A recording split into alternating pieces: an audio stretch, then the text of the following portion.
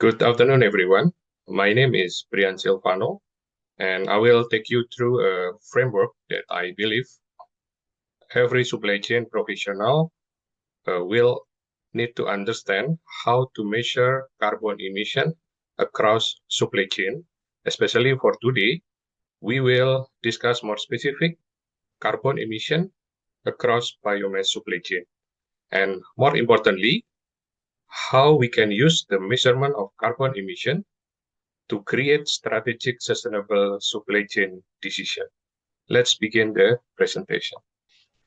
My profile already mentioned by the moderator. I will recap. I have spent more than 10 years in biomass and bioenergy sectors. Started from 2013 as a procurement manager in Tiga Pilar Jatra Food, and then 2018 in PT Tasma Bioenergy Indonesia as a senior procurement manager, and then 2020 until now, I'm a Director of Business Development and Strategic Procurement at PT Infoland Energy Indonesia. Currently, I run my own business as a consultant of biomass business development and strategic sourcing. So today we will discuss our presentation into 7 sections. The first section is physical flow from the carbon emission.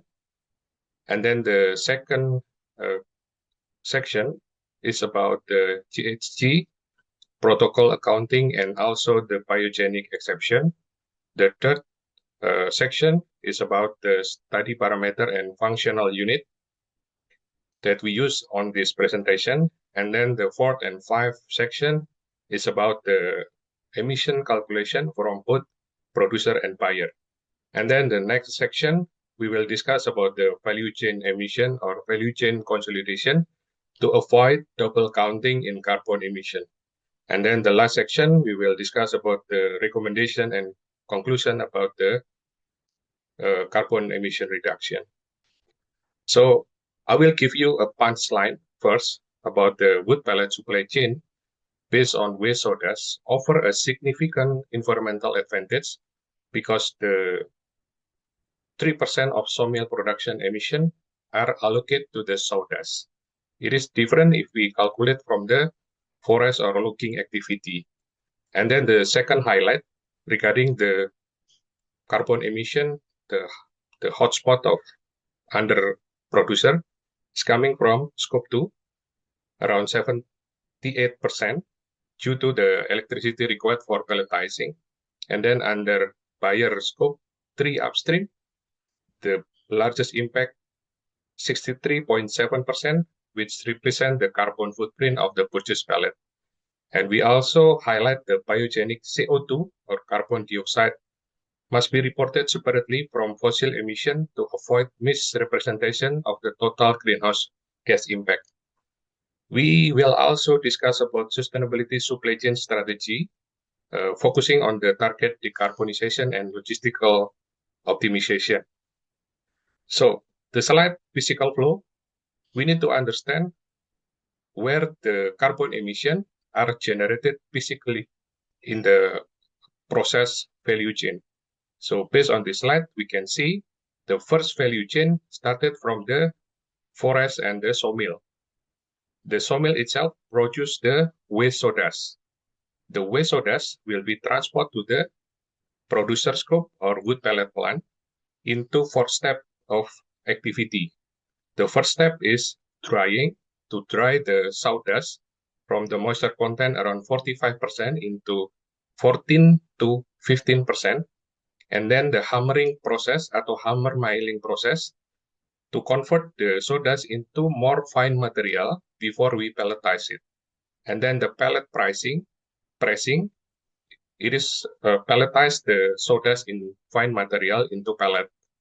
And then the fourth step is cooling the wood pellet. After that, the wood pellet will be transported or travel to the buyer scope into the boiler combustion of buyer. We need to understand that the 3% of allocation is referred to ISO 14044 based on economic allocation of sawmill waste.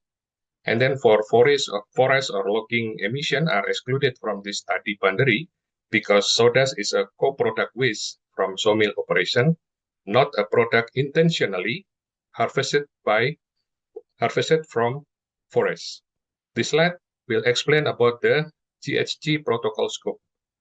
Every carbon emission should be classified into this GHG protocol scope, divided into three scopes. The scope 1, or direct emission, is coming from the company facilities and internal company vehicle. Scope 2 is indirect emission. It's coming from the purchased electricity, heat, and steam for own use. And then scope 3 is indirect emission divided into upstream and downstream with several categories. As you can see in the slide, there are 6 cases from GHG or greenhouse gas that we can count: CO2, methane, nitrous oxide, hydrofluorocarbon, perfluorocarbon, sulfur hexafluoride, with global warming potential, meaning that higher global warming potential, more danger to environmental. So we will deep dive more detail about the presentation. We will explain about the GHG accounting architecture and also the biogenic exception. The most important thing is the biogenic exception. Biogenic CO2 from biomass combustion is legally separate from scope 1, 2, and 3 that I mentioned before. It is never added to the total fossil carbon under GHG protocol equation 2.1. But the other non-CO2 gases still remain in the scope 1 direct. There are methane and nitrous oxide from biomass combustion remain in the scope 1 or direct emission. Scope 1 in this presentation consists of the stationary combustion from dryer and boilers, and then the mobile internal vehicle, and then the industrial process. Indirect energy from scope 2 consists of purchased electricity from PLN grid and also purchased heat or steam. And then scope 3, value chain, consists of 15 categories. We will focusing on the category 1, purchase good, category 4, upstream transport, category 9, downstream transport, and category 12, as disposal. So this is the study parameter and functional unit that we have for this presentation. We have a several parameter, value, and reference. You can read by yourself because of time limit of the presentation, but I just highlight some parameter like a functional unit is a production and utilization of 1 metric ton of wood pellet from sawmill waste sawdust, operating scenario 10,000 ton per annum or 10,000 ton per year using PLN Indonesia Baseline Energy Indonesia region, reference from ISO 14044 2006, and then the reference flow coming from sawmill 22,000 ton sawmill waste sawdust per year, convert into 10,000 wood pellet year output. And then the system boundary is cradle to grave from sawmill until the ash disposal. And then the allocation method, economic allocation for sawmill co-product, 3% of upstream sawmill emission attribute to the sawdust. And then the next parameter is about the emission factor from the diesel scope 1 direct, and then the biomass combustion emission factor, and then the wood pellet low heating value, and then the wood pellet carbon content until the assumption of this presentation, working days, and then distance sawmill to producer and producer to buyer. This is how we calculate the producer emission. Producer scope 1 consists of biomass dryer plus diesel forklift. The total is 129.3 ton CO2 equivalent per year. And then for biogenic CO2 from the dryer is excluded from scope 1 total, but must be reported separately in the GHG inventory. The total is around 4,752 ton CO2. And then for producer scope 2, it is coming from PLN grid electricity with total amount 1,827. And then the producer emission calculation for scope 3 upstream and downstream. We can see in the presentation the total of producer emission from scope 1, 2, 3 upstream and downstream is 2,341. So this is the recap of the producer diagnostic.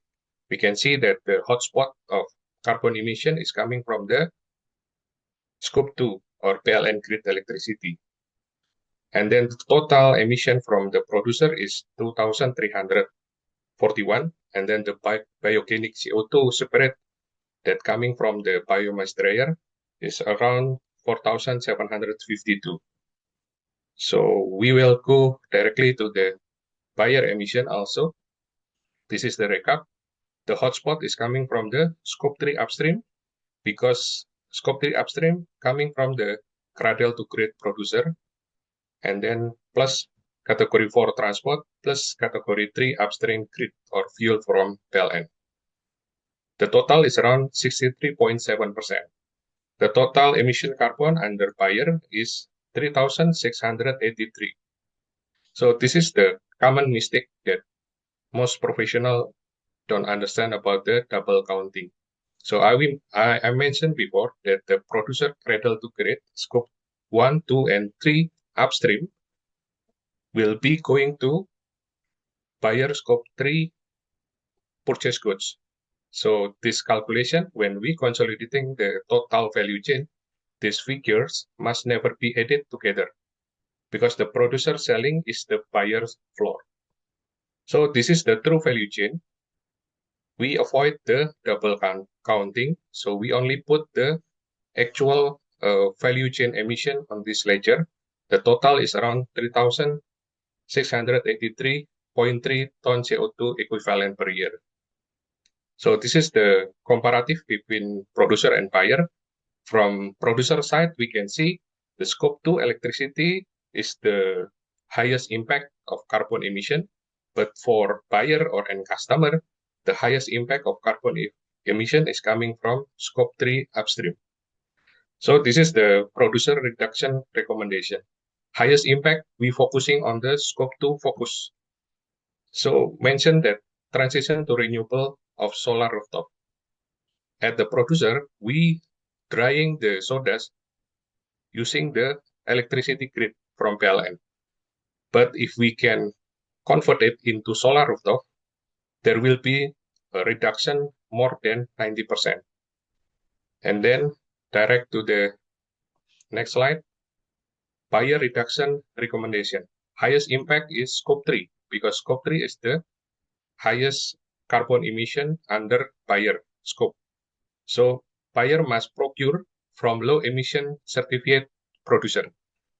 So if the producer can use the renewable energy in their supply chain process, like I mentioned in a previous slide, the producer intensity can drop from 0.2 until 0.1. Or the impact is around almost 50% reduction in scope 3 upstream. And then the conclusion of our discussion today for the producer itself, they need to take an action to transition renewable energy source for pelletization. This is the single highest leverage point in the entire value chain. And then the buyer must strict procure policy. Every ton of carbon from the producer eliminate inherently half the buyer massive scope 3 upstream liability.